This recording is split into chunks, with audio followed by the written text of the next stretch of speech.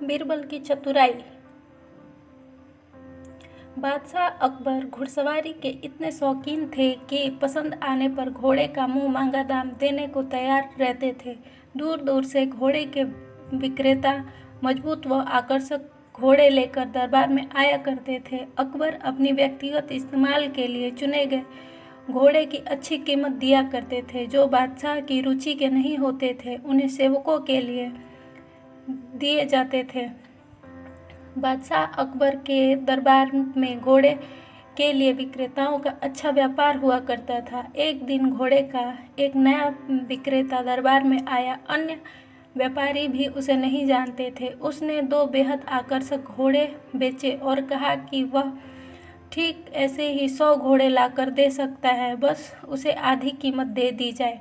बादशाह को घोड़े बहुत पसंद आए थे, सो वैसे ही 100 और घोड़े लेने का तुरंत मन बना लिया। बादशाह ने अपने खजांची को बुलाया और व्यापारी को लेकर खजाने की ओर चल दिया।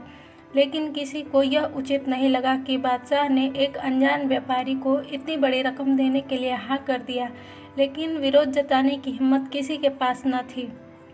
सभी चाहते थे कि बीरबल यह मामला उठाए। बीरबल भी इस सौदे से खुश न था। वह बोला, हुजूर, कल मुझे आपने शहर भर के मूर्खों की सूची बनाने को कहा था। मुझे खेद है कि उस सूची में आपका नाम सबसे ऊपर है। बादशाह अकबर का चेहरा मारे गुस्से के लाल हो गया। उन्हें लगा कि बीरबल ने भरे दरबार में विदेशी मेहमानों के सामने उनका अपमान किया है। गुस्से से भरे अकबर चिल्लाए, तुम्हारी हिम्मत कैसे हुई मुझे मूर्ख बताने की? क्षमा करे बादशाह सलामत। बीरबल अपना सिर झुकाते हुए सम्मानित लहजे में बोला, आप चाहे तो मेरा सिर कलम करवा दें।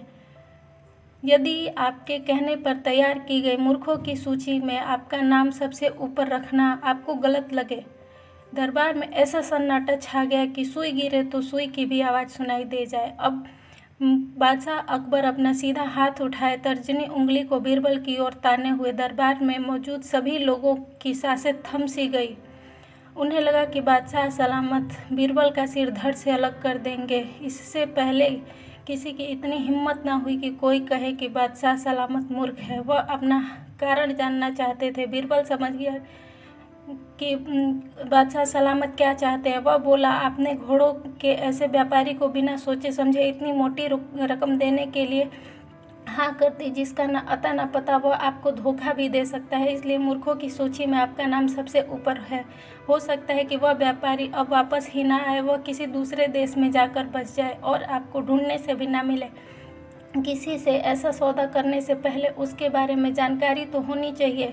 उस व्यापारी ने आपको मात्र 2 घोड़े दिए और आप इतने मोहित हो गए कि इतनी मोटी रकम दिए बिना जाने पहचाने देने को कह दिया। यही कारण है कि तुरंत खजाने में जाओ और अदायगी रुकवा दो। बादशाह अकबर ने तुरंत अपने एक सेवक को दौड़ाया। बीरबल बोला, अब आपका नाम उस सूची में नहीं रहेगा महाराज।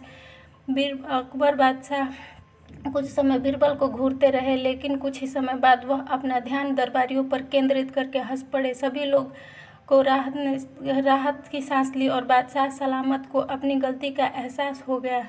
हंसी में दरबारी भी साथ दिए और बीरबल की चतुराई की एक साथ प्रशंसा की। सीख दोस्तों, हमें इस कहानी से हमें यही सीख मिलती है कि हमें किसी भी कार्य को सोच समझ कर करना चाहिए। किसी अजनबी इंसान पर भरोसा नहीं करना चाहिए।